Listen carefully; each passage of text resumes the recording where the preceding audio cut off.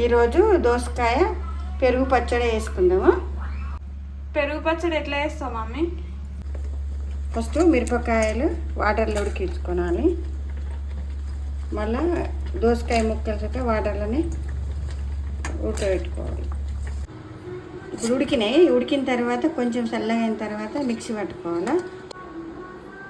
చల్లారిన తర్వాత ఇప్పుడు మిక్సీ పట్టేటప్పుడు కొంచెం జీలకర్ర, కొన్ని ఎల్లిపాయలు వేసి మిక్సీ పట్టుకోవాలి.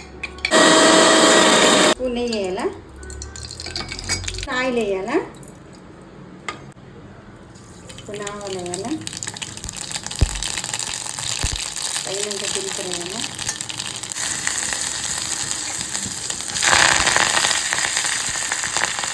కొత్తిమీర, తగినంత పసుపు,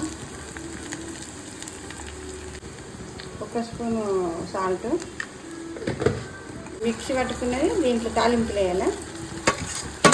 ఇచ్చిన దోసకాయ ముక్కలు ఇందులో వేసుకోవాలా. మంచిగా వేయించిన తర్వాత చల్లైన తర్వాత పెరుగులు వేసుకుని కలుపుకోవాలి.